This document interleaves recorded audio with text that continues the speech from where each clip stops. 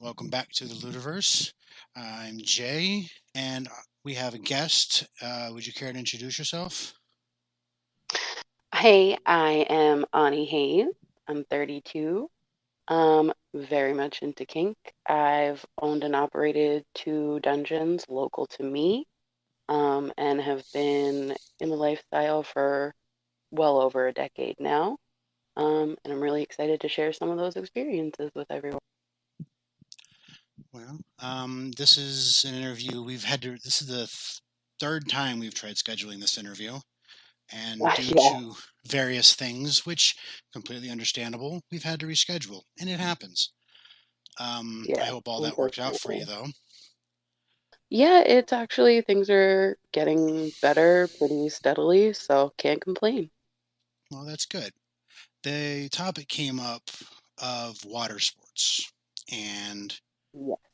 everybody that I've talked to and everybody that's been on the show and in the real world has always been very against the whole anything to do with water sports. So the chance to talk to somebody who is into it was something I couldn't pass up. No, So, absolutely. so first of all, for the people who don't understand what water sports is, in case they think we're talking about like pool volleyball, uh, what is water sports from somebody who is in it? Okay, so water sports also, at least in the community, also just commonly referred to as like piss play or pee play, because that's a little bit more specific.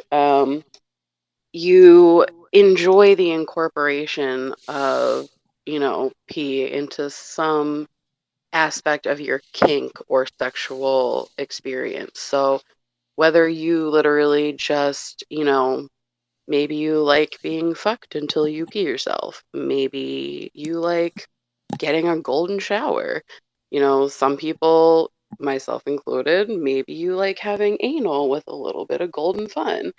It's just the incorporation of that into any aspect of what you're doing, kink or sex wise. Okay, is it the warmth of it? Is it the overall taboo of it, making it more of a thrill, or is So there any one particular thing that makes it more interesting for you? that's a really good question. I know for me personally, it's kind of a little bit of like the taboo of the act for sure, but also just, I don't know, something about literally just taking something that's so integral to your partner's body. Obviously, everybody has to pee, and sharing something that's like so intimate like that. It's just, it's an entire experience. I prefer certain smells with it, and like what you eat and drink and stuff has a really big impact on the taste of it, the color, the smell, all of it. So, like, I have personal likes and dislikes for, the way a man or a woman smells, or, how it tastes, if I'm gonna drink it, if I want it inside me, if I want it on me. It's just, it's like for people that like getting facials, you know what I mean? Like, you like having your face cummed on, like, it's warm, it's exciting, it's exhilarating. That's kind of the same premise. Okay, this is totally a safe space. There's no judgment. Oh, yeah. I mean, I can't, there's no kink shame at all, but like I've been in situations like, you're in the shower and you got to go and you don't really feel like getting out real quick. So you just kind of Mhm. pee in the shower and you get a Yeah. little on you. It doesn't do anything for me, but I can understand from your explanation how it would do something for some people. Yeah, and I mean that's like, some people really, really love anal or they do anal only. I could never imagine a life like that. I really love the way my pussy feels when I'm getting fucked, however it is. I don't really, like prefer anal to that. But I know a lot of folks that would 100% of the time prefer anal over, vaginal intercourse. It's just what, appeals to you individually. Some people just see it as, yeah, this is just my bodily function. There's nothing kinky about it. If I'm in the shower with, a partner of mine and they're like, "Ooh, I have to pee." I'm like, "Yeah, hold on. I'm going to put my mouth under you." Yeah, that's not even something that I could even try to see. It's like maybe I'm into it. I can't even. I think there's too much of a mental block on that one. Absolutely. Yeah. And But I you mean, know, why wouldn't there be? You're never taught anywhere in life that pee is something sexual. So that really depends on like the sexual exploration and experiences that you've had individually because it's never seen or talked about as something sexual. So you definitely experience that, on your own at your own pace or not at all. so how did you find out that you were into it? Hmm.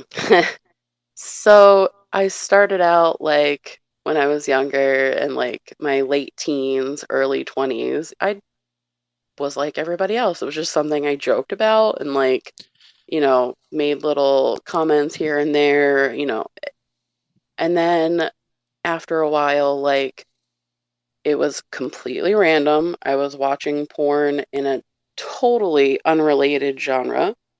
And all of a sudden, this guy, he came on this lady's face and then he rinsed it off with piss. And as soon as I saw that, I was like, oh, that actually looks really hot.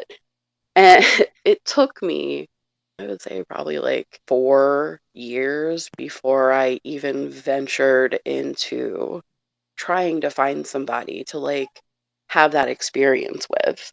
Um, and then once I did, it was like a sporadic thing here and there. That it was like one of those just dirty little treats that I got every now and again or something. And it wasn't until probably like 3 or 4 years ago that I really, when I would, look for play partners, that was something I specified like, hey, this is something I really want to do. Are you open to it?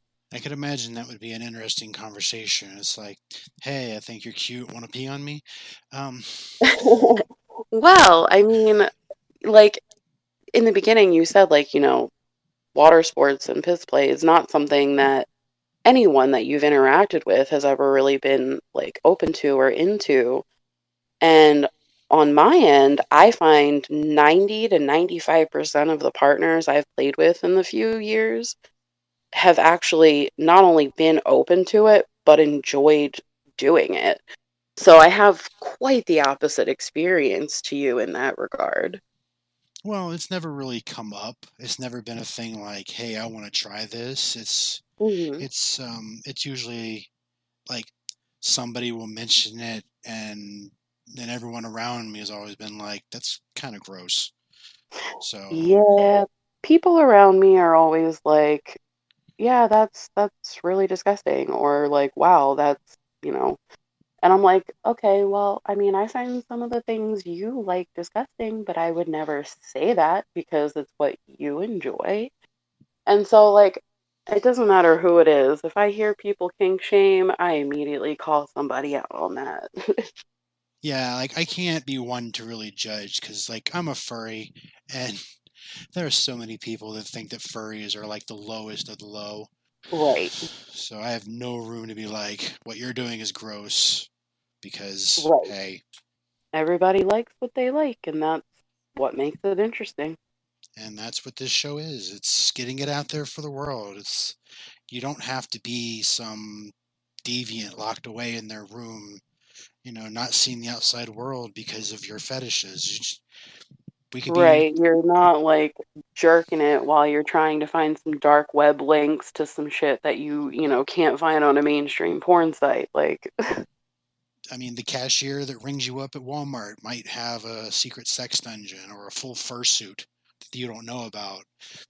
We're just I normal mean, people. We just have abnormal interests. yeah, I was working as a registered nurse after college, and all through college, and while I was working as an RN, I owned and operated a dungeon out of the bottom floor of my apartment. I work at a nursing home, so, you know, Yep. The medical community is kinky, I'm telling you. But yeah, I've known people that are working every kind of job, that they've got something in their life that they try to keep hidden from everybody else because society has told everybody that that's bad, that's wrong, it's taboo, you're wrong for liking that. And we're not. We're not wrong for being kinky. We're just Exactly. kinky. Exactly. People should feel safe in exploring themselves, and if they just feel judged, they're going to think that something is wrong with them. And with, the exception of a few obvious things that are, you know, not legal, there's nothing wrong in exploring what you like as long as you're doing it safely and consensually. Exactly. Consent is the key to it. Exactly. Yep. Two or more consenting adults doing whatever they do in the privacy of their own rooms or dungeons or convention halls. It doesn't hurt anybody else, and Exactly. we're doing what we do in the privacy because we spend our lives being judged for it.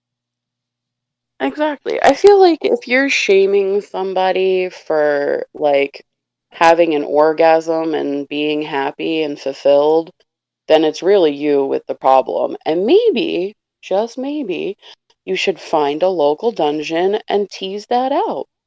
I think everybody should explore one kink, at least one kink a month until they find one that they get into. Ugh, and that's how you end up with a Fet Life list of fetishes as long as mine. Oh yeah, my list of kinks, the shorter list by far is the ones that I'm not into.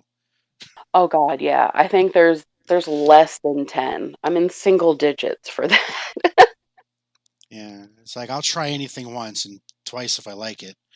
Ooh, 3 times just to be sure.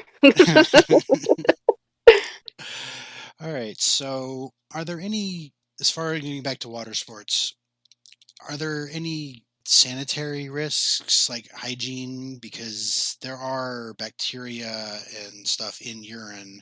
And a lot of people's like, well, urine is sterile, so it's good, it's okay, but it's really not.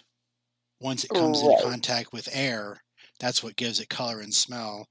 So there are bacteria in it. So is Right. there any kind of a health risk in being in water sport play?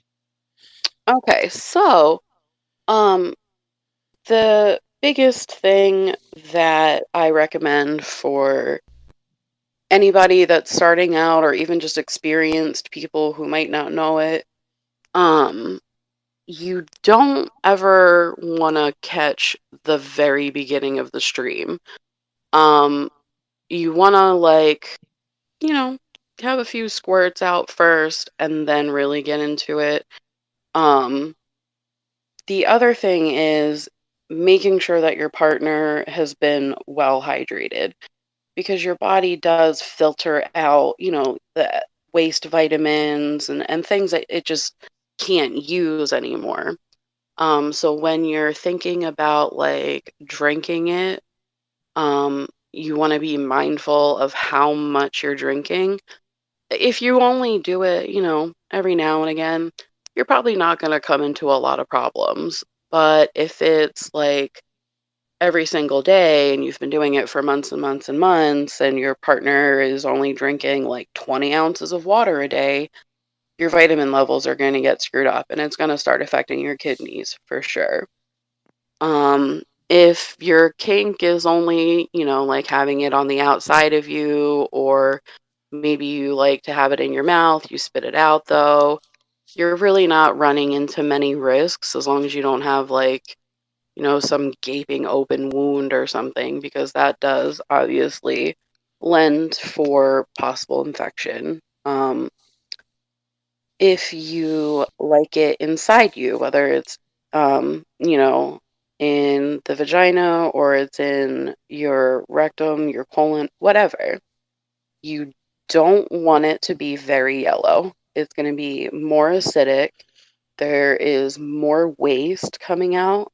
And then you have like really strong levels of like urea and ammonia, those things can actually cause internal burns. And even if, the pee is like really clear or it's, like a clear yellow, it's still going to cause burns if you keep it in there for a long period of time. So, if you really want to do that, you have to make sure that you clean up properly afterward. And then just making sure that you're doing your yearly checkup. They check all your vitamin levels, they check your kidneys, they check everything.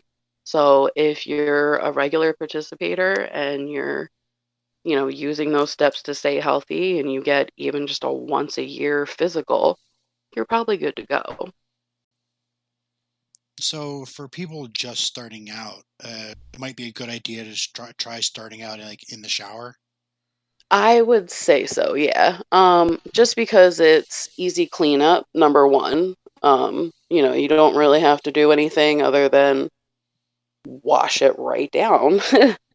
Um, I don't recommend immediately just, starting out drinking it. Like you just decide, yeah, I want to try water sports. And, you and your partner are out one day and they're like, yeah, I have to piss. You're like, okay, sure, let me drink that. You're probably going to have a real bad time. um, there is a little bit of like preparation that goes into it. Again, the biggest thing that I stress, you have to make sure that if you are the person giving the piss play, you have to make sure that you're hydrated. Do not, I repeat, do not try to piss on your partner if it literally smells like a rotten asparagus farm has taken up residence in your bladder. Like, no. Well, that's one way to put it. I mean, that's everybody makes jokes. Oh, when you eat asparagus and your pee smells. Okay, well, you cannot eat asparagus and also just not be hydrated. Your pee smells the exact same way. It's gross. Don't do it to your friends and your loved ones, folks. All right. I read a story many years ago. This woman was talking about she was in the shower and her partner came in to use the bathroom, and hearing the urine hit the bowl was turning her Mhm. on. Is that a common thing? Yes, I had one of my boyfriends. He absolutely loved coming into the bathroom with me, and he would literally just listen to me pee. And just the sound of it hitting the bowl and hitting the water, he said it was better than any porn he could ever watch. And he did. He would immediately just get a hard on. It was instantaneous for him. And I've met a lot of folks that are like that. Um, like I said, any part of peeing, any part of that process can be a turn on because it's sensory. It could be the sound, the smell, the taste, just watching it come at you or go onto someone. I mean, any kind of sensory thing that you can imagine, it's going to turn you on. And I mean, everybody pees, and most people use toilets. That sound is definitely going to start getting into your brain. And when you start getting the taste for it, your brain is going to say, oh, yeah, that's hot. Like kink ASMR. Pretty much, yeah. That's exactly what it is. And instead of getting goosebumps, you get a boner or your pussy gets wet. I may have to look into that and see if there are other sounds that work like that. Oh, I can tell you from experience that there are a lot of sounds that'll work like that. I mean, that's part of the experience. You see people make jokes all the time about, stirring macaroni and shit like that. It doesn't even have to be, like I said, a sexual act, but you'll hear something and it will remind your genitals of a real good time you had. Yeah, I had a friend mention the sound of a belt clearing loops. Yup. I, oof, the belt. I have a real special connection with a belt. Yeah, that That may be a future episode talking about those and seeing if I can't get some audio clips to play. That'll be fun. Oh, that would be awesome. But all right. So is there anything else about water sports, piss play that we haven't gone over that you would like to maybe mention? I mean, I think mostly what I want people to know is that people are absolutely gonna find it weird. They're gonna be like, okay, what's wrong with you? Of course somebody is going to be. How is that sexual? But I mean, if you're interested in it, I highly recommend finding a kink related site. FetLife is definitely a great jumping off place so that you're able to chat with like minded people. Because if you're just surrounded by people telling you that you're gross or that's wrong or, whatever, eventually you're just gonna feel bad about something that ultimately your brain is trying to tell you feels good. So try and find your like minded folks to talk to and then safely, explore that kink. And if you don't like it, then hey, maybe it's just a fantasy for you. There's no harm in that either. And I guess that's another thing people should know. You might not actually like the physical act of it, doing it yourself. And you can still find the porn of it incredibly like intoxicating and something you search out. So don't limit yourself. Feel free to explore, definitely within your own limits, and just find a partner that's willing to be patient with you while you find out exactly what it is that you're into. That is good advice. And there's that whole concept of communication again. Every Hmm. episode always comes back to communication. Yep. You want to know, what your partner is into or not into. And likewise, your partner should want to know what you're into and not into. And letting them know, like, hey, this isn't really something I've done before, but I'm definitely interested in it. Then they'll know, like, hey, there might be a point where we have to stop and they can decide, like, all right, that's something I'm able to do or willing to do. Or they can say, hey, I think maybe you just need to find another partner. But you have to communicate those things with people because that's how you get, traumatic sexual experiences. Lack of communication. You want to find the people that work on your wavelength. Very, very true. Are there any other kinks that you're especially into? I know you said you um, have a long list of ones that you are into, but are there any like at the top of your list that you feel like chatting about? for sure, at the top of my list is pussy stretching. Whether it's fisting, toys, I literally enjoy it more than just getting fucked by a dick. I mean, there's just nothing better to me than literally having somebody's fist inside of me and just making me squirt like I'm about to be a dehydrated mummy. That's an interesting analogy. That's kind of what it feels like after a point, though. Like when you've come so much that it feels like you have no water left inside you. Like, I can't even describe it. I took you back there a little bit, didn't I? No, it's okay. Some every once in a while something will be said and it'll catch me my brain in the wrong gear and I'll have to reformat. But Gotcha. but it's something that I knew was going to happen when I started the show. So, are there any on your list of no kinks? What would be some of those? Oh, okay. So, my no-no kinks for sure. I don't like pregnancy play. Can't do it. Impregnation also, like if I'm having sex with, somebody that has a penis and they're just like, "Oh, I'm putting this in your baby maker. I'm coming so deep, you're going to be pregnant." That immediately turns me off and I will literally knee you in the nutsack. Um, Lactation, anything that involves pregnancy, for that matter, children. I don't even like role playing about that. That is not only a hard limit, that is a kink I will absolutely shame somebody for.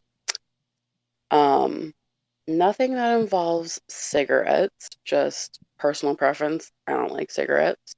But I know people that like to be like human ashtrays and stuff. That's just not something for me. Um, Feet. I hate feet. I can't go near them. I can sometimes handle my feet being touched or like, kissed or something, but oof, that's a fairly hard limit for me. Yeah, Um, I have a foot fetish. yeah, and see, like I'm totally fine with like getting pissed on, but if somebody wants to suck my toes, I'm like, ooh, no. What if they want to piss on your feet? Oh, I mean, I've had that come up. Uh, that's okay because there's not like a body part that's touching my feet. It seems to be skin on skin or tongue on skin interaction that freaks me out. But I think those are probably my only like no-nos. Oh, well, anal destruction. I am totally fine destroying somebody else's asshole. No problem. Mine, personally, I want to stay rather intact. So, other than that, those are literally like my only limits. Everything else I've kind of, if I haven't tried, it's something I would probably at least be willing to try. Well, I think that pretty much covers everything, unless there's anything you'd like to say to the audience.